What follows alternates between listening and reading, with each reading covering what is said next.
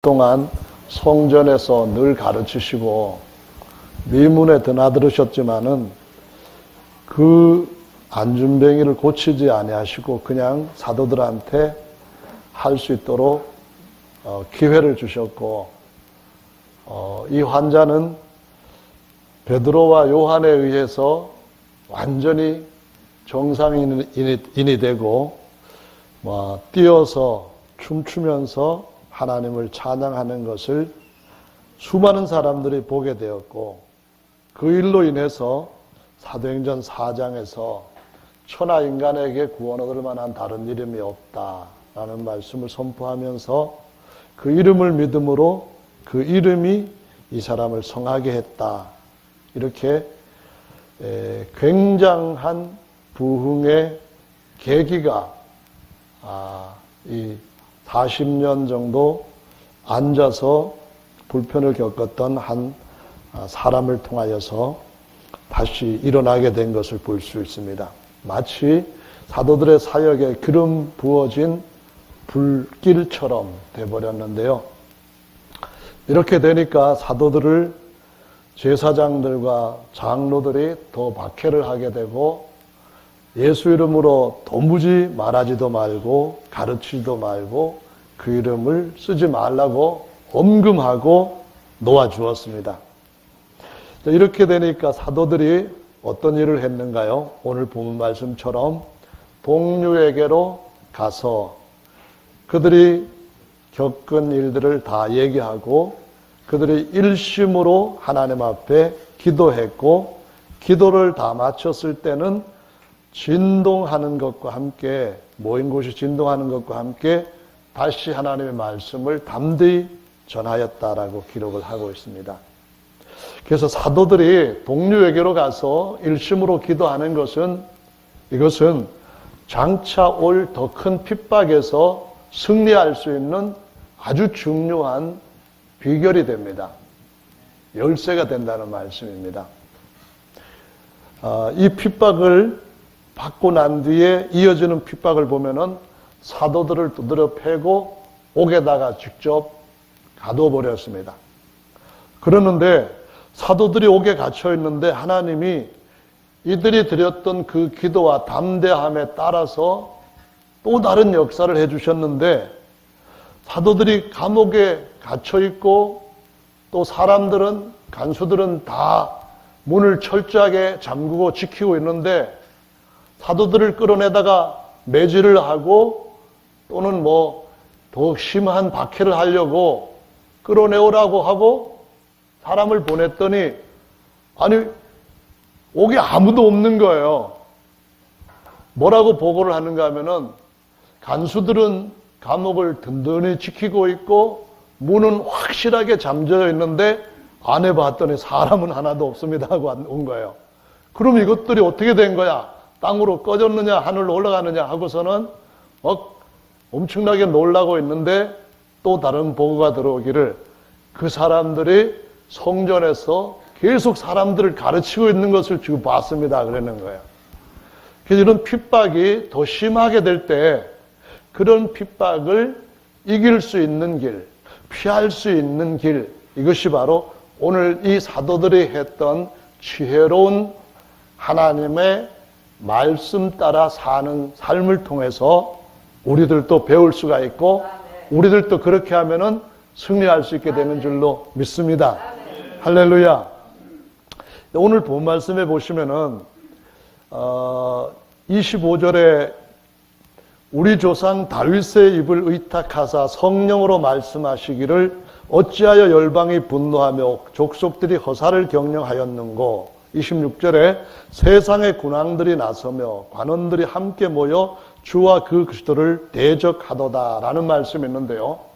이 시편 2편의 이 말씀은 예수님께서 십자가에 돌아가실 때에 이루어진 말씀이다라고 우리가 이해를 해왔습니다.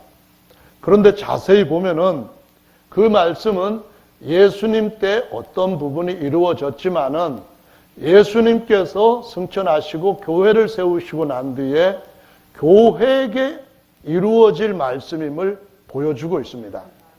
왜 그러냐 하면은 27절 말씀에 보시면은 이렇게 말씀합니다.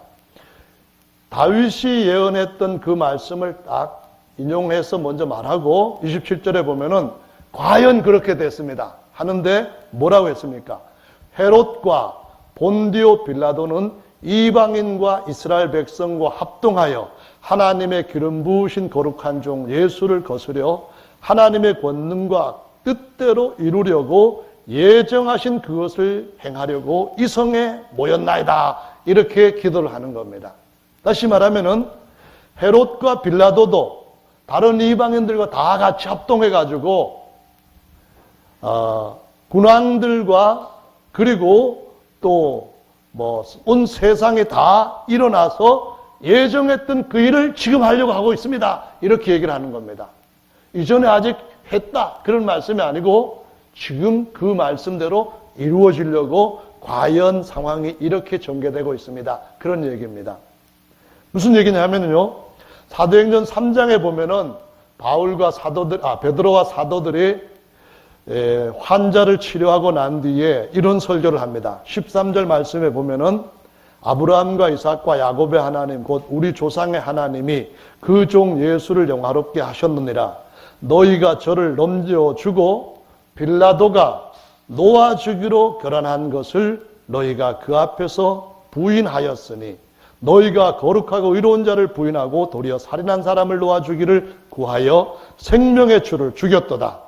그러나 하나님이 죽은 자 가운데서 살리셨으니 우리가 이 일의 증인이로다 라고 말합니다. 여기에서 보면은 빌라도가 놓아주기로 결단을 했다는 겁니다. 어느 때 그랬습니까? 예수님을 보고 그의 부인 얘기도 듣고 빌라도는 이 의인을 놔줘야 되겠다는 겁니다. 이 사람은 정말 우리 모두와 다르고 유대인 모두와 다르게 하나님의 아들이다 여겼기 때문에 놔줘야 된다고 말하는 겁니다. 소요 정도 일으켰으니까 너희들이 정 그렇게까지 미워한다면은 내가 매질을 할 테니까 놔주자는 겁니다. 그런데 빌라도는 그렇게 애를 썼지만은 유대인들 장로들과 모든 이스라엘 사람들이 들고 일어나가지고 십자가형을 하지 않을 수 없게끔 그냥 이게 내주는 것을 볼 수가 있습니다. 그런데 지금 사도들이 교회가 세워지고 난 뒤에 당하는 핍박은 빌라도가 놓아준 그런 상황이 계속 이어지는 것이 아닙니다. 빌라도가 계속 교회를 이 교회라고 하는 것은 예수님이 세우신 것이니까 이 예수님 믿는 사람들도 좀 어떻게든 좀 봐주자 그런 것이 아니라는 겁니다. 뭐냐고 말씀하시죠? 헤롯과 빌라도가 세상 왕들과 임금들과 세상 사람들이 다 합동하여서 대적하려고 하는 것을 과연 하려고 지금 모였다. 그 말씀을 하는 겁니다. 그 말은 무슨 말입니까? 빌라도도 예수님한테는 놔주려고 그랬지만은 교회에게는 그런 마음 싹 바꾸고 핍박을 같이 한다는 겁니다. 합동해서 핍박을 한다. 그런 말씀입니다. 그래서 27절에 있는 말씀에서 과연 헤롯과 빌라도는 이방인과 이스라엘 백성과 합동하여 하나님의 기름 부으신 거룩한 종 예수를 거스려 누굽니까? 교회를 대적하려고 할 때 사도들은 이거는 예수님을 대적하는 거다라고 생각하는 겁니다. 사울이 교회를 핍박했을 때 예수님은 너 왜 나를 핍박하느냐 이렇게 말씀하시는 것입니다. 아멘. 그래서 이 일을 이루려고 모였다 그런 말씀입니다. 그러면은 빌라도가 예수님 당시에 예수님한테는 어느 정도 호의를 베풀려고 했지만 교회에게는 그렇게 하지 않은 것처럼 오늘날 주님께서 세우신 교회도 세상에서 어떤 경우는 교회에 대해서 예수님 생각해서 호의를 베풀 부분도 있지만은 예수님의 제자라고 하는 그 신분상 예수님한테 했던 그것을 하지 않고 오히려 핍박을 할 수도 있다고 하는 사실을 보여주고 있는 겁니다. 특히 예수님께서 오실 때가 되면 우리가 성경에 기록된 그대로 믿는 것이 더 힘들어질 것이라고 말씀합니다. 세상은 성경을 그대로 믿는 사람들을 근본주의자라고 하는 딱지를 붙여가지고 핍박을 할 것이라고 말씀합니다. 지금뿐만 아니라 예수님 오실 때뿐만 아니라 이전에도 예수님께서 천국에 대해서 말씀하실 때 뭐라고 말씀하셨는가 하면은 하나님의 말씀의 씨를 마음의 밭에 받았는데 그 마음의 밭에 뿌려진 씨의 뿌리가 깊지 아니하여서 잠시 동안 견디다가 말씀을 인하여 환난이나 핍박이 일어나는 때에는 곧 넘어지는 자요라고 말씀합니다. 무슨 말씀인가 하면은 이 말씀은 돌짝밭에 하나님의 말씀의 씨가 뿌려졌을 때에 말씀 때문에 그 핍박과 환난을 받게 되는 것을 햇볕이 쪼이는 것이라고 말씀을 하고 있습니다. 햇볕이 쪼이는 것은 원래 모든 열매들은 먼저 겉에 이렇게 쭉정이부터 만들어지고 껍질부터 만들어지고 그 안에 알이 차게 됩니다. 알이 안 차면 쭉정이로 갖다 버리게 되는 거예요. 그렇기 때문에 핍박이 일어난다고 하는 것을 햇볕이 쪼이는 것이라고 주님이 말씀하셨다면 주님이 오실 때가 가깝다는 말은 좀 더 일사량이 더 필요한 때고 요 시기 놓치면은 완전히 쭉정이로 불에 집어넣어야 할 만큼 알곡이 안 되는 상태이기 때문에 이 시기는 비가 오면 안 됩니다. 가을 날씨는 청명해야만 되는 거예요. 일사량도 따게 풍부해야 되는 거예요. 옛날에 우리 어른들은 이런 얘기를 했습니다. 봄볕에는 딸을 내보내고 가을볕에는 며느리를 내보낸다. 반대 잘 하시네요. 왜 그런 말을 하죠? 봄볕에는 사람들이 더 많이 타기 때문에 딸 내보내기는 싫다는 겁니다. 우리 딸 고운 딸인데 어떻게 그 봄볕에 내보내가지고 살갗 거슬리게. 그래서 그때 나가야 되는데 야 네가 나가라 하면서 며느리 내보낸다는 겁니다. 그런데 요즘 나와서 하는 얘기를 보면은 가을볕이 오히려 굉장히 많이 살을 태우기 때문에 가을볕에 나가려면 꼭 선탠을 선크림 같은 걸 하라고 얘기를 합니다.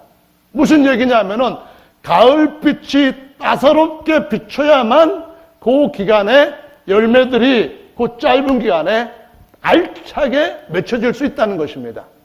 초대교회 때보다도 마지막 때 주님께서 이제 출수를 해야 될 때가 임박한 때에는 더욱더 햇볕이 따갑게 내쳐야하기 때문에 며느리를 내보내든 딸을 내보내든 상관없이 살이 따갑게 파고드는 햇살이 쪼여야 하기 때문에 이 햇살을 놓치면 안 된다는 겁니다. 그러면 무슨 말입니까? 그때는 핍박이 일어나서 더욱더 성도의 믿음을 알차게 만드는 일이 있겠다. 그런 말씀입니다. 과연 그럴까요? 24장의 마태복음 말씀에 보니까 예수님 오실 때가 되면은 이런 일이 일어날 것이다. 그런 말씀합니다. 무슨 말이냐면은 9절 말씀에 보니까 그때 사람들이 너희를 환난에 넘겨주겠으며 너희를 죽이려니 너희가 내 이름을 위하여 모든 민족에게 미움을 받으리라. 그때 많은 사람이 시험에 빠져 서로 잡아주고 서로 미워하겠으며 거짓 선지자가 많이 일어나 많은 사람을 미혹하게 하겠으며 불법이 성함으로 많은 사람의 사랑이 식어지리라. 그러나 끝까지 견디는 자는 구원을 얻으리라. 이 말씀이 무슨 말씀입니까? 이 천국 복음이 모든 민족에게 전파되어야 하리니 그제야 끝이 오리라. 이 말씀을 하시면서 그 앞에서 주님이 하신 말씀입니다. 뭐가 있다고요? 핍박이 있다는 겁니다. 어떤 핍박이 온다고요? 심지어 형제가 형제를 죽는 데에 잡아주는 핍박이 있겠다는 겁니다. 그렇기 때문에 이 핍박을 다른 말로 바꾸어서 이해하면은 뭔가요? 마지막 때는 더 햇살이 뜨겁게 내리쬐는 그런 일사량을 충분히 더 받아야 되는, 피하지 말아야 되는, 그것을 반드시 이겨야 되는 그런 환경이 우리 앞에 놓이게 될 것이라는 겁니다. 그러면 이걸 받아서 더 큰 어려움을 피하고 하늘로 올라가려면 어떻게 해야 될까요? 그 비결이 바로 오늘 읽은 저희가 동료에게로 가서 일심으로 하나님 앞에 기도하고 저희가 기도를 마침에 모인 곳이 진동하더니 주님 다시 오실 때에 하늘과 땅에 진동하는 그날 주님이 우리를 그 영광스러운 모습으로 하늘로 올리시는 일이 일어날 줄로 믿으시기 바랍니다. 특별히 마지막 때에 주님이 여러 가지 말씀을 하셨는데 데살로니가 후서 1장의 말씀에 보면은 3절부터 9절에 이런 말씀을 합니다. 3절에 형제들아 우리가 너희를 위하여 항상 하나님께 감사할지니 이것이 당연하면 너희 믿음이 더욱 자라고 너희가 다 각기 서로 사랑함이 풍성함이며 그리고 너희의 참는 모든 핍박과 환난 중에서 너희 인내와 믿음을 인하여 하나님의 여러 교회에서 우리가 친히 자랑함이라. 이는 하나님의 공의로운 표요 심판의 표요 너희로 하여금 하나님 나라에 합당한 자로 여기심을 얻게 하려 함이니 그 나라를 위하여 너희가 또한 고난을 받느니라.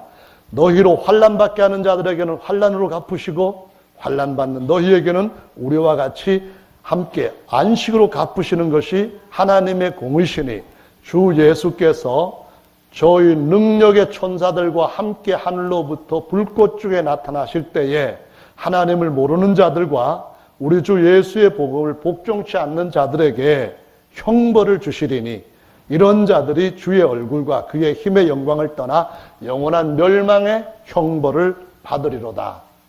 요 데살로니가 후서는 예수님 재림에 대해서 동심하는 교회에게 동심하기 전에 이런 징조가 일어나는지 보아라 하고 가르치는 말씀입니다. 재림하기 전에 어떤 일이 일어나는가 하면은 환난 주는 자들이 있다는 겁니다. 환난 받는 자들이 있다는 겁니다. 누가 환난을 받느냐?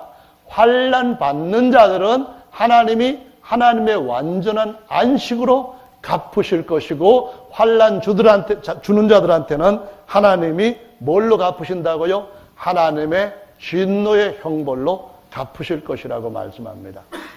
그래서 마태복음 24장에 예수님 오시기 전에 징조들을 쫙 나열했는데 그리스도 출현으로부터 시작을 해가지고 형제들이 서로 핍박하고 그 가운데서 환난을 당하는 일이 일어나면은 주님 오실 때가 아주 임박했다고 하는 말씀을 주시고 있는 것입니다.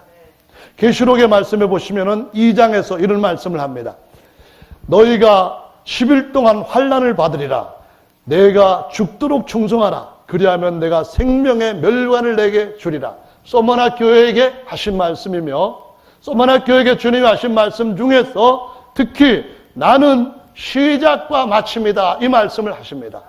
봄볕도 좋아야 되고 그 다음에 가을볕도 좋아야 된다는 말씀입니다. 초대교회 때 많은 핍박과 환난이 있었지만은 아무도 그 환난에서 실패하지 않도록 주님께서 지켜주시고 너희들한테는 면류관을 주되 생명의 면류관을 주겠다고 말씀을 하신 겁니다. 그것이 바로 마지막 때에도 주님께서 생명의 면류관으로 우리에게 안겨주시겠다고 하는 약속으로 나는 시작과 마침이요 나는 처음과 나중이다 이 말씀을 하시는 것입니다. 계시록 7장 말씀에 보면은 부활한 수많은 사람들이 하늘의 보좌 어린 양의 보좌 앞에 가 있는데 거기에 보니까 이들이 누굽니까 하고 요한이 물어볼 때에 그 장로가 요한에게 이렇게 대답합니다. 이들은 큰 환난에서 나오는 자들인데 어린 양의 피에 그 옷을 씻어 희게 하였느니라 라고 말씀합니다. 자, 제가 이 말씀을 드리는 이유는 초대교회가 핍박이 시작될 때에 그 핍박을 이기는 방법을 동료에게로 가서 함께 일심으로 기도하고 기도를 마쳤을 때는 땅이 진동하면서 그들은 더 담대해졌고 이후에 왔던 더 큰 환난에서도 그들은 구원함을 받았고 더 강한 승리를 얻었다고 하는 사실을 우리가 주시하여 보고 우리가 사는 동안에 환난이 온다고 한다면은 이렇게 하면은 이길 수 있다라는 확신을 갖자는 것입니다. 할렐루야. 정말로 환난이라고 하는 것을 우리가 당하는 것은 좋아하지 않습니다. 그러나 그것이 우리가 좋아하든 좋아하지 않든 원튼 원치 아니하든 세상이 우리에게 준다면은 요한복음 16장 33절의 말씀처럼 너희가 세상에서 환난을 당하나 담대하라 내가 세상을 이겼노라라고 말씀하신 것처럼 우리가 환난 가운데서도 당할 수밖에 없는 그 환난을 도망가지 않고 이기기 위해서라면은 주님이 이기셨던 것처럼 우리도 이기기 위해서는 우리에게 잠시 받는 환난이 나중에는 더욱더 크고 놀라운 영광으로 더딥혀지는 것으로 우리가 얻고 바꿀 수 있는 것이라고 한다면은 어떻게 하면 될 것인가? 이것을 생각해야만 되는 겁니다. 어떻게 해야 될까요? 동료에게로 가서 일심으로 주님 앞에 기도하고 기도를 주님 앞에 연락되도록 하고 난 뒤에 주님께 주시는 더 강한 담대함을 얻으면은 그 뒤의 것은 주님이 다 주님의 능력과 지혜를 따라 해결해 주실 줄로 믿으시기 바랍니다. 아멘. 생각해 보세요. 사도들이 감옥에 갇혔을 때 그들이 탈옥할 수 있는 무슨 방법이 있습니까? 무슨 유명한 감옥에서 나오기 위해 가지고 아주 엄청난 그 죄수들이 하는 방법처럼 뭐 숟갈 같은 걸 가가지고 벽을 뚫고 밑에 구멍을 파고 조그만 새 창살을 어떻게 숨겨 들어가 가지고 창자를 자르고 뭐 그렇게 할 수 있겠습니까? 그러지도 않아도 주님께서 문도 안 열고 간수들 그 앞에 다 그냥 둔 채로 밖으로 싹 들여다가 더 말씀 전하라고 할 수 있는 것처럼 하나님께서 우리에게 우리 앞에 어떤 인간적인 제도와 방법으로 얽매이게 하고 사로잡으려고 하는 것이 있다 할지라도 우리의 믿음만 충분하다면은 그 모든 문제는 주님 안에서 다 완벽하게 해결될 수 있는 줄로 믿으시기 바랍니다. 금요일날 조성우 집사님이 설교를 하기를 너희 집에 있는 게 뭐냐 그랬을 때에 저희 집에 기름밖에 없습니다. 그 생도에 죽은 그 남편이 그 선지 생도인데 죽었어요. 그래서 빚을 많이 지고 남편이 죽었기 때문에 아들들을 그 책주가 종을 삼겠다고 하는데 집에는 아무것도 없는 거예요. 그런데 너희 집에 있는 게 뭐냐 했을 때에 기름 한 병밖에 없습니다. 그런 거예요. 근데 해결 방법은 기름을 한 병만 갖고 있다 할지라도 다른 것 아무것도 없다 할지라도 그릇만 잔뜩 준비해 가지고 부으면은 그 모든 준비한 그릇에 기름 찬다는 겁니다. 우리에게 다른 아무 방법이 없다 할지라도 오직 주님께서 우리에게 부어주신 한 사람의 성령 충만만 있으면은 한 사람 앞에 기도해서 응답하고 그 가정을 다 성령 충만한 그릇되게 만들 수 있는 믿음만 있다고 한다면은 마지막 날 주님 우리를 다 승리하게 하실 줄로 믿으시기 바랍니다. 제자들은 그렇게 성령 충만한 상태에서 감옥에 들어갔기 때문에 12명 딱 들어갔다가 문 열지도 않고 간수들 어디 잠들게 하는 약 타서 먹이지도 않고 탁 나와서 도망가지도 않고 나와서 탁 그냥 다시 하나님 말씀 전하는 걸 볼 때 주님은 우리가 할 수 있는 방법과 상상할 수 있는 어떤 수단과 다르게 더 높은 길을 갖고 계시는 분이신 줄로 믿으시기 바랍니다. 그래서 어떤 무서운 일이 온다 할지라도 걱정할 건 없습니다. 오직 마음에 동료에게로 향하고 일심으로 주님 앞에 기도하는 일이 우리에게 정말 항상 쓸 수 있는 열쇠로 주어져 있는 줄로 믿으시기 바랍니다. 할렐루야! 정말 제가 이 말씀을 그냥 웃는 얼굴로 들으니까 말씀을 들으면서 그냥 그럴 수도 있지 뭐 이렇게 생각하시는 분이 계시는데 그런 분들은 환난 당하기 전에 꼭 정말 동료가 누군지 기도가 어떤 능력을 우리에게 가져다 주는지를 반드시 체험할 기회가 있으시기를 바랍니다. 그것을 경험하지 못하면은 그때는 기름집에 갈 수도 없습니다. 정말 그것은 그 전에 경험을 해야 그때도 우리가 해결할 수 있는 길을 반드시 얻게 될 줄로 믿습니다. 자, 동류라고 하는 말이 무슨 말입니까? 같은 종류라는 거죠.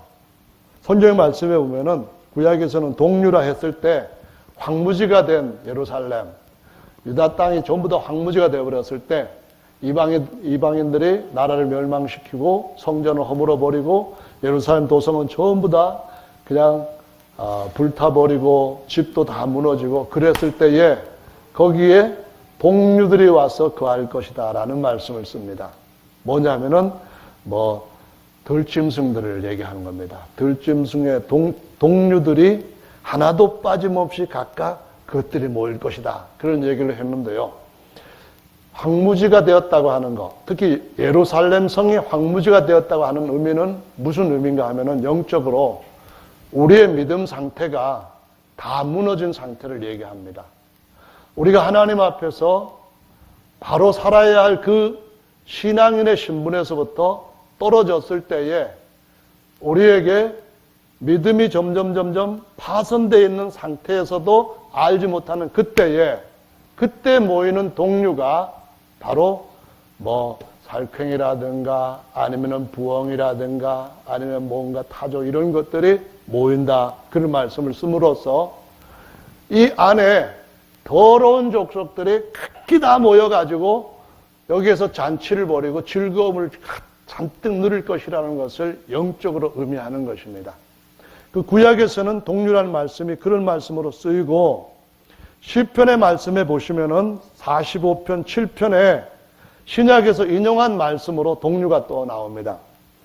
왕이 정의를 사랑하고 악을 미워하시니 그러므로 하나님 곧 왕의 하나님이 즐거움의 기름으로 왕에게 부어 왕의 동류보다 승하게 하셨나이다. 이 말씀이 나옵니다. 누굴 보고 하는 겁니까? 예수님을 가리켜서 말씀을 하시는 겁니다. 신약에서 인용한 것이죠. 시편 50편에 보면은 18절에 도적을 본즉 연합하고 간음하는 자와 동류가 되며라는 말씀이 있습니다.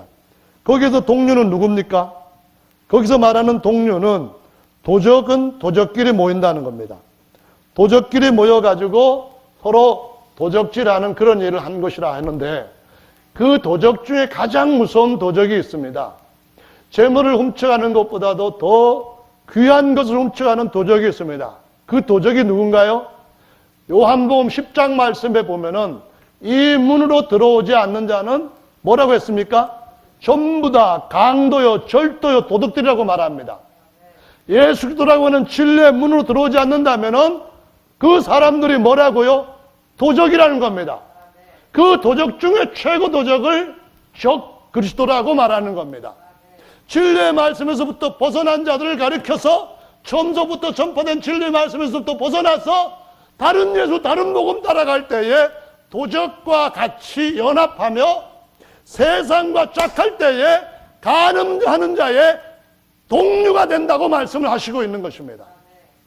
이건 정말로 우리 가운데서 일어날 수 있는 예언의 말씀이 돼 시편 2편의 말씀이 일어났던 것처럼 그리고 확실하게 일어날 것처럼 이 말씀도 우리 삶 가운데 일어날 수 있게 될 줄로 믿으시기를 바랍니다. 우리의 동류가 누굴까요? 정말로 우리의 동류가 누군지를 알고 동류에게 가서 같이 연합하는 것은 정말 중요한 일입니다. 시편 133편에 이런 말씀이 있습니다.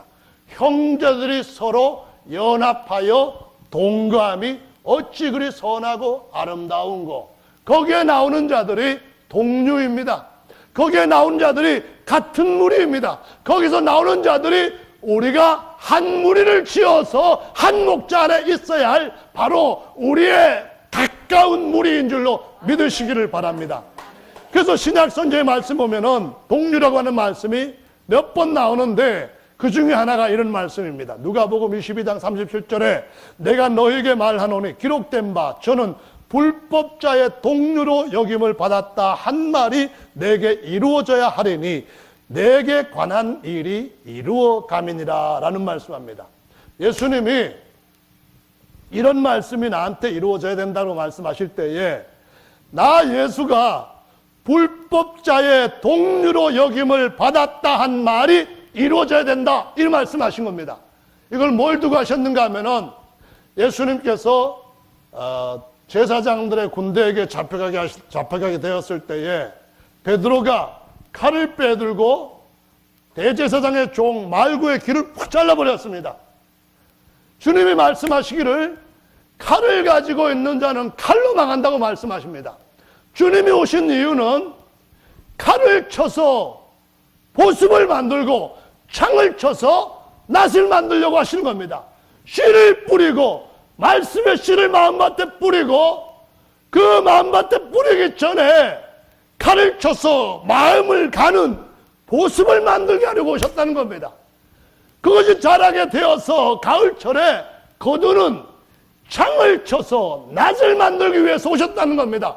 그런데 베드로는 세상 사람들처럼 예수님을 잡으러 왔던 군대처럼 검과 창과 몽치를 가지고 왔던 그 사람처럼 칼을 딱 빼들고 잘랐습니다.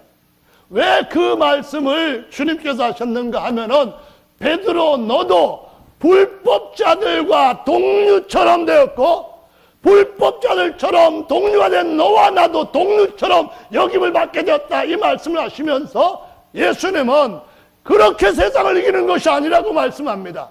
우리가 어떤 세상의 제도와 권세를 가지고 핍박과 환난을 피할 수 있는 길이 없다고 말씀하십니다.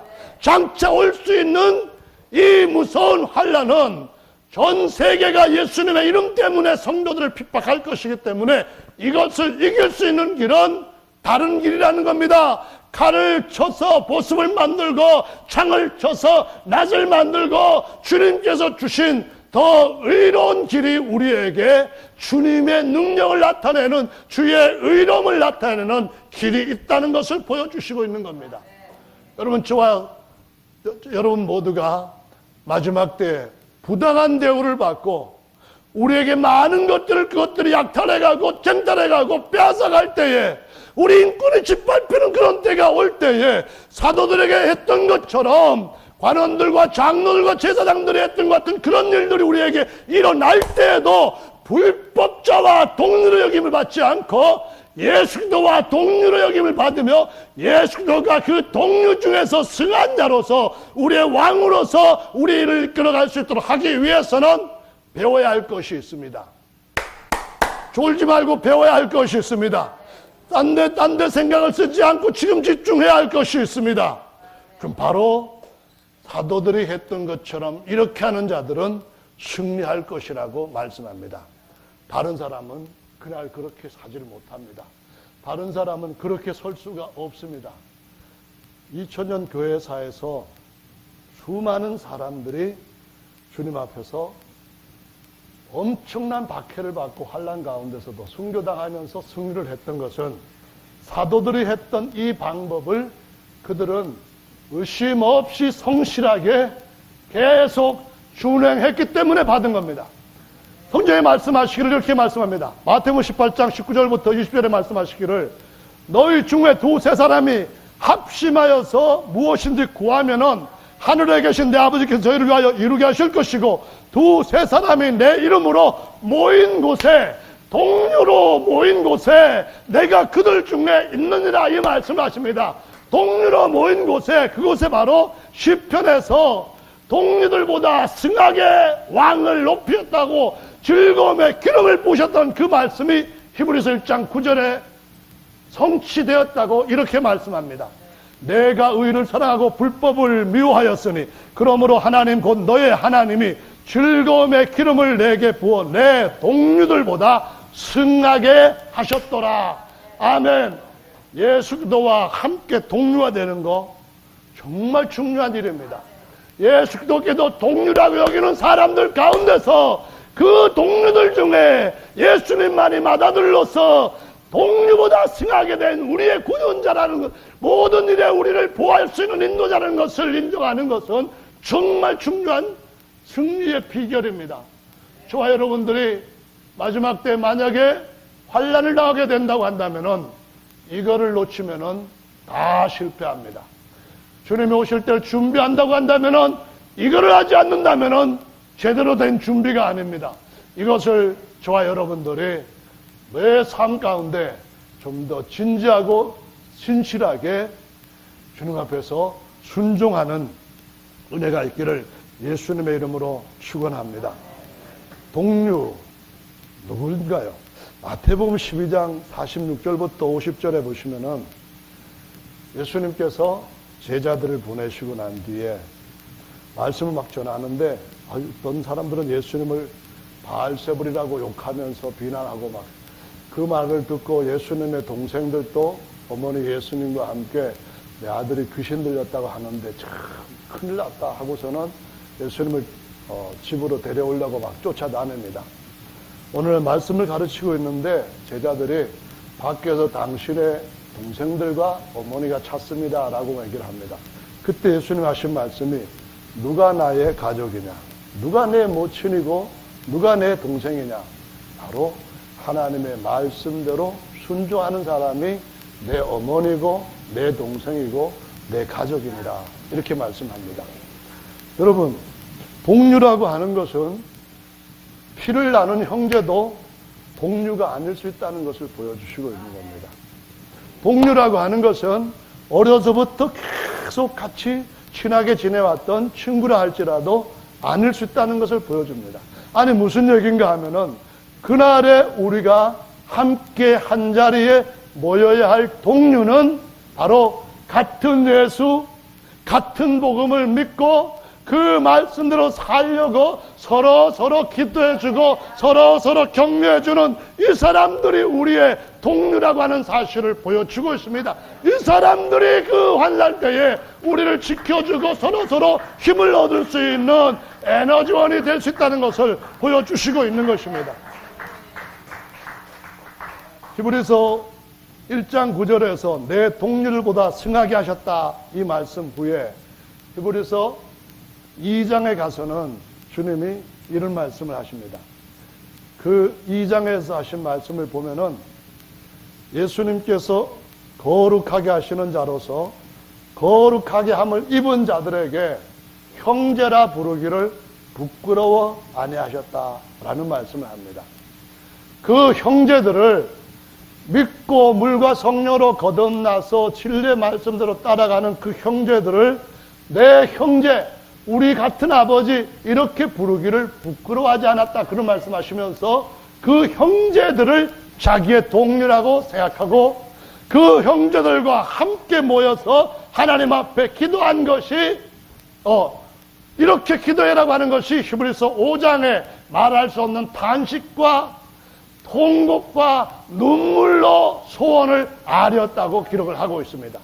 성도 여러분, 정말 우리가 동료라고 하는 것은, 진정한 동료는 믿음의 형제가 되어야 된다는 사실, 믿음의 형제가 정말 내 가까운 진짜 동료라는 사실을 절대로 놓쳐서는 안 되는 줄로 믿으시기 바랍니다. 우리 연합오순절교회는 지방으로 이렇게 나눠져 가지고 목회자들이 지방별로 2달마다 한 번씩 모입니다. 목회자 원래회로. 그리고 1년에 한 번씩 지방의 총회로 모이고요. 2년에 한 번씩 전체 목회자들이 전체 총회로 모입니다. 그들이 동료라고 생각하기 때문에 거기 모이는 겁니다. 뭐 다른 교단에 다른 목회자들 모임에 가지 않고 거기 모이는 거죠. 저는 1지방에 속해 있기 때문에 서울 경기지방의 목회자들이 모이는 그 동료에게로 갑니다. 그러나 목회자들이기 때문에 동료가 되는 건 절대로 아니라는 말씀을 드리고 싶은 겁니다. 내가 동료라고 여기고 그 모임에 가는 이유는 그들이 같은 예수님, 같은 복음, 같은 목적을 가지고 주님의 일을 하기 때문에 그 형제라고 하는 신분 속에서 동료로 여기는 겁니다. 아무리 연합오순육의 목회자를 할지라도 같은 예수님이 아니고 같은 복음이 아니라고 한다면은 그는 연합오순교의 목회자가 아니라 연합오순교의 최고의 지도자라 할지라도 동료가 아닙니다. 진짜 동료는 히브리서 2장의 말씀처럼 형제이기 때문에 예수님과 같은 한 하나님께서부터 태어나서 한 아버지를 모시고 있는 그 믿음의 형제이기 때문에 동료가 되는 겁니다. 여기 있는 여러분들이 동료로 모이는 것을, 이 마지막 때가 오는 것을 가까이 볼수록 더 연습해야 됩니다. 구역에 동료로 모이는 것 정말로 필요합니다. 모일 때 왜 모입니까? 그 모임은 형제이기 때문에 동료라는 것을 알아야 됩니다. 같은 진리의 말씀을 믿기 때문에 다른 어떤 것들이 다르다 할지라도 동료라는 것을 알아야 됩니다. 우리가 스스로 각각 다른 점 때문에 거리를 두려고 한다 할지라도 예수께서 내 아버지, 내 동료 가운데 하나님이 나를 맏아들로 세운 동료 중에 승한 자의 무리라고 하는 것으로 인정하시고 그렇게 보시기 때문에 그 눈으로 우리가 봐야만 된다는 겁니다. 형제들의 허물을 보는 것이 아니라, 형제들의 약한 것들을 보는 것이 아니라 한 믿음 안에서 동일한 목적지를 향하여 가고 있기 때문에 동료로 보고 동료는 모여야 된다는 사실을 기억하시기 바랍니다. 이것이 마지막 때 우리를 이기게 하는 진정한 큰 능력입니다. 초대교회 때 수많은 사람이 핍박을 받았습니다. 근데 그들의 믿음이 절대로, 대부분의 사람들의 믿음이 실패하지 않고 순교를 기꺼이 맞이하면서 승리자가 되었습니다. 그 비결이 어디에 있습니까? 카타콤이라고 하는 것은 무덤입니다. 카타콤이라고 하는 것은 출생지입니다. 태어나면서부터 죽을 때까지, 요람에서부터 무덤에 이르기까지 1세기, 2세기, 3세기, 4세기 때까지의 순교자들의 무덤이 카타콤입니다. 그 이후에는 로마 가톨릭 교회가 사람들을 핍박했기 때문에 가톨릭 교회 때에 나왔던 카타콤은 없습니다. 제국이 엄청난 핍박을 하고 수많은 사람들을 죽였는데 그들이 죽이면서도 계속 죽으면서도 제국이 그들을 더 이상 박해하지 못하고 기독교를 공인하게 될 수밖에 없었던 이유는 카타콤이 비결입니다. 그들은 그곳에 모였습니다. 그들은 거기서부터 시작을 했습니다. 그들은 거기서 태어나서 거기서 죽는 일까지를 계속했습니다. 그래서 파리에도 카타콤이 있고 예루살렘에, 터키에 카타콤이 수없이 많이 1세기부터 3세기까지, 4세기까지 생겨나게 되었습니다. 제국이 모든 군대를 동원해서도 절대로 기독교를 이길 수 없었습니다. 이유가 뭔가요? 그렇게 할 수 있었던 비결이 뭔가요? 동료가 모였기 때문에 두려움이 없었습니다. 모이면 그들은 일심으로 기도했기 때문에 그 더 큰 시험도 이길 수 있는 힘을 얻었던 것을 볼 수가 있습니다. 할렐루야! 예수님 오실 때가 되면은 정말 이 일을 우리가 힘써서 해야만 됩니다. 히브리서 10장 말씀에 보시면 20절에 예수께서 휘장 가운데 열어놓으신 새롭고 산 길에 대해서 말씀을 하십니다. 그리고 난 뒤에 우리가 동일한 약속을 받았기 때문에 이 소망을 움직이지 말고 한 소망, 한 믿음, 한 주, 한 성령 안에서 서로 돌아보고 사랑과 선행으로 격려하며 25절에 모이기를 피하는 어떤 자들의 습관같이 하지 말고 오직 권하여 그날이 가까이 옴을 볼수록 더욱 모이자, 더욱 힘써 모이자, 더욱 동료들끼리 모이자, 그런 얘기입니다. 이것이 칼보다 더 강한 줄로 믿으시기 바랍니다.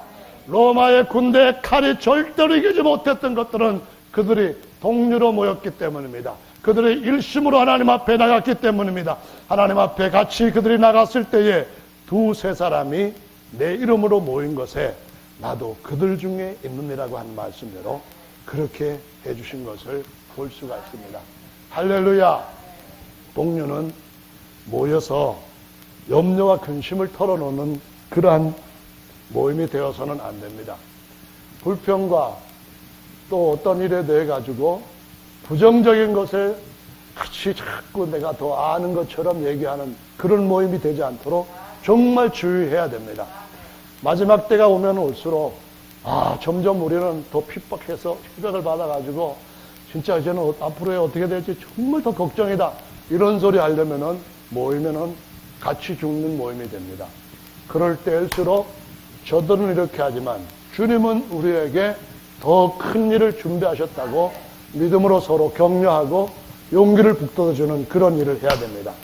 무엇보다도 거기에서 무엇을 해야 되는가 하면은 기도하는 일을 절대로 놓치지 말아야만 되는 줄로 믿으시기 바랍니다. 할렐루야. 기도는 아무리 강조해도 지나치지 않는다고 얘기를 하죠. 베드로와 다른 제자들이 다 예수님 앞에서 저주하고 부인하고 도망쳤습니다. 도망쳤지만은 베드로와 다른 제자들은 회복이 되어서 그들의 생애에서 사도로서 역할을 충실히 하고 승리하고 주님 앞에 갔습니다. 근데 유다는 그렇게 하지 않았습니다. 차이점이 뭡니까? 무리에게서부터 떠나간 겁니다. 실패했다 할지라도 같은 믿음의 형제들과 동료들과 있었을 때 베드로는 주님께서 그를 통해 내가 너를 사단의 밀가부로 하려고 청구했지만은 그렇게 하지 못하도록 너를 위해 기도했다. 너는 돌이키고 난 뒤에 내 형제들을 굳게 하라 하는 말씀대로 세워졌습니다. 보면은 같이 떴던 사람들이 전부 다 하나님 앞에서 거기에 따르는 은혜를 받았던 걸 볼 수가 있습니다. 11명 제자 중에서 7명이 요한복음 21장에 나옵니다. 디베라 바닷가에도 같이 갔습니다. 그 사람들은 전부 다 예수께서 하나님의 아들 그리스도이심과 주 하나님이신 것을 다 깨달았습니다. 근데 같이 있지 못했던 한 4명 정도는 갈릴리 산에서 예수님을 경배했을 때에 이건 정말 경배받을 만한 주 하나님 맞아? 의심했다고 말씀합니다. 주님 앞에서 동료들과 모이는 것은 정말 중요한 믿음인 줄로 믿으시기 바랍니다. 할렐루야. 교회는 500여 명이 예수님 부활하신 모습을 일시에 봤지만은 125명 정도, 땅이 4가지가 있다는 것처럼 옥토 땅의 4분의 1 정도밖에 안 된다는 것처럼 125명 정도, 4분의 1 정도 되는 사람들이 다락방에 함께 모였기 때문에 일심으로 함께 기도했기 때문에 땅에 교회가 세워졌던 겁니다. 지상교회는 이 땅에 주님이 세우신 교회는 한 무리가 동료로 모여가지고 기도했을 때 탄생했습니다. 예수님 다시 오실 때에 하나님은 그들을 천상교회로 올리실 겁니다. 그들의 몸까지 완전히 변화시켜서 구름 가운데로 끌어올리시고 만유 위로 올리실 겁니다. 그때에도 주님은 함께 모여서 하나님 앞에 구하는 자들에게 그 특혜를 주실 줄로 믿으시기 바랍니다. 주님의 은혜를 얼마만큼 받다가 끝에 가서 그 자리에 모이지 못하는 것은 부활한 주님을 500명이 같이 보고 대단하고 놀랍다 이런 경험을 다 했다 할지라도 모이지 못하는 것과 마찬가지입니다. 그날 모일 수 있는 저와 여러분들 되기를 예수님의 이름으로 간절히 청합니다. 할렐루야. 아멘.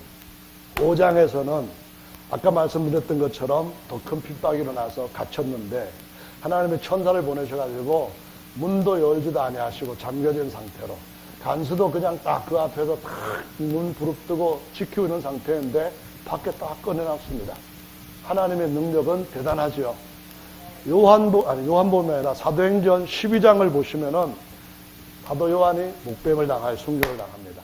요한이 아니라 야고보가 순교를 당합니다. 베드로도 갇혔습니다. 베드로는 죄수들하고 같이 묶여 있습니다. 베드로는 혼자서 그냥 가만히 주님이 부르시면 가는 거지 뭐 그것도 할렐루야지 내가 무슨 죽음을 두려워하냐 하면서 아주 편안하게 잠을 잤습니다. 근데 하나님께서 동료들이 마가의 어머니 집에 모여서 기도하는 기도를 들으시고 천사를 보내셨습니다. 천사를 보내가지고 그냥 들어갔다가 나올 때는 베드로를 위해서 문을 다 열고 메인 것들을 다 풀어가지고 나오는데 꿈인가 그렇게 생각했다고 성경은 기록하고 있습니다. 베드로가. 여러분 어쩌면은 5장에서는 문도 잠근 거 그냥 내비둔 채로 간수 지켜있는 거 그냥 내비둔 채로 12명을 다 데리고 나올 수 있는 분이 베드로 한 사람을 꼭 문을 열고 나와야만 되겠습니까? 무엇입니까? 우리 안에 기름이 얼마나 있느냐가 중요한 것입니다. 우리 안에 기름을 채우기 위해서 서로 기름을 부으시되 형제들이 연합하여 동거할 때에 하나님께서 영생을 명하시고 기름을 부으시는 그 채워지는 그릇들을 준비하는, 그릇들을 모이는, 그릇들에게 부어주는 기도하는 모임이 그만큼 중요하다는 것을 보여주시고 있는 겁니다. 다시 16장으로 사도행전을 가봅시다. 바울과 실라가 더 많이 매를 맞고 더 깊은 데에 갇혔습니다. 물론 내가 언제 죽일지도 모릅니다. 근데 이 사람들은 그릇이 두 개가 같이 모였기 때문에 혼자 있던 베드로보다도 더 왕성한 힘을 갖고 있습니다. 한밤중인데도 불구하고 베드로는 그 시간에 이제는 나는 편안히 자겠다 그렇게 했지만은 이들은 찬송하고 기도했는데 옥토가 흔들렸다고 합니다. 다 풀어졌다는 겁니다. 베드로는 빠져나오고 난 뒤에 간수들 다 시체가 되게 했습니다. 바울과 실라는 도망가지 않고 간수와 그 가족에게 주 예수를 믿으라. 그리하면 당신과 당신들의 가족이 구원을 받는다고 하고 밤에 침례를 줍니다.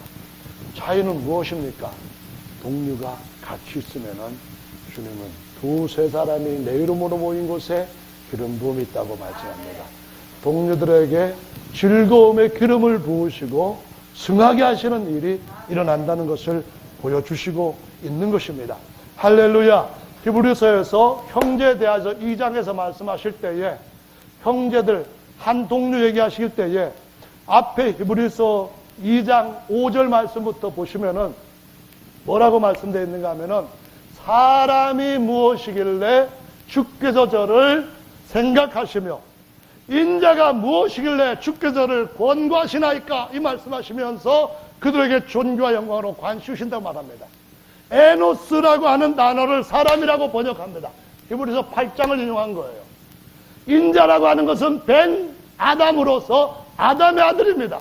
이 말씀은 창세기 4장 25절에서 아담이 아내와 동침하여 아들을 낳았을 때에 그 이름을 셋이라 하였고 셋이 다시 아들을 낳았을 때에 에노스라고 함으로써 아담과 그의 아들 셋과 그의 아들 에노스 대대로 주의 이름을 부르는 자를 주님께서 존귀와 영광으로 관시우신다고 말씀하신 것입니다. 히브리서 2장의 그 말씀이 바로 형제들을 동료라고 말씀하시면서 그리스도를 동료보다 더 승한 자라고 말씀하시는 것입니다. 성도 여러분, 마지막 주님이 오실 때 우리의 비결은 주님 앞에 기도하는 것인 줄로 믿으시기 바랍니다. 아무리 많이 말씀을 드려도 제가 기도하지 않으면은 이것이 무슨 저한테 유익이 있겠습니까? 안다고 되는 건 아니잖아요. 기도는 실제로 해야 되는 것이지 지식으로 아는 것이 아니잖아요. 시편 2편 아까 말씀드렸던 2편에 이어지는 말씀이 뭡니까? 뭐라고 그 뒤에 기록되어 있습니까? 너는 내게 구하라. 그러면은 내 소유가 땅 끝까지 이르리라. 이 말씀을 하십니다. 동료들은 모이면 기도해야 되는 줄로 믿으시기 바랍니다. 저기 김민혁이가 동그라미 기도회를 할 수 있다고 몇 번 간증을 했습니다. 그 집안이 다 그냥 혈육의 가족이 아니라 그리스도 안에서 동료로서 함께 모이고 일심으로 기도하는 가정이 된다면은 그 가정 주님 오실 때에 복을 받을 것입니다. 영생의 복을 받게 될 줄로 믿습니다. 아멘. 데살로니가 전서에서 그러므로 기뻐하라, 쉬지 말고 기도하라 그 말씀합니다. 범사에 아무것도 염려하지 말고 감사함으로 하나님 앞에 기도로 아뢰라고 빌립보서 말씀에 기록하고 있습니다. 다니엘의 대적들은 기도하는 다니엘이 승승장구하는 걸 보았습니다. 바벨론, 메데페르샤 계속해서 총리로 올라가기만 하는 걸 보았습니다. 내려오게 하는 방법은 기도하지 못하게 하는 방법이구나 알았습니다. 30일 동안만 기도하지 못하게 하면 되겠다 계획을 세웠습니다. 30일 동안 왕 외에 다른 자에게 기도하면은 사자굴에 집어넣읍시다. 칙령을 발표하게 했습니다. 다니엘은 이 조서가 오인이 찍힌 채 공포된 것을 알면서도 예루살렘을 향하여 문을 열고 하루 3번씩 무릎 꿇고 하나님 앞에 기도하였더라라고 말씀합니다. 그리고는 다니엘은 더 올라갔습니다. 할렐루야. 마지막 저와 여러분들이 승리할 수 있는 비결은 기도를 지금부터 주님 오실 때까지 끊임없이 이전보다 더 하나님 앞에 드리는 방법을 집에서나 동료들이 모이는 모임에서 계속 훈련하는 것인 줄로 믿으시기 바랍니다. 그러면은 동료보다 승하게 하시는 일이 예수 그리스도의 길을 이어서 또 형제들한테 일어나게 될 것입니다. 여러분 다 주님 앞에 아름답고 풍성하고 위대한 주님의 일꾼들로 영광 돌리시기를 예수님의 이름으로 축원합니다. 아멘. 앞으로 나오셔서 그렇게 하는 기도로 하나님 앞에 한번 영광을 돌리십시다.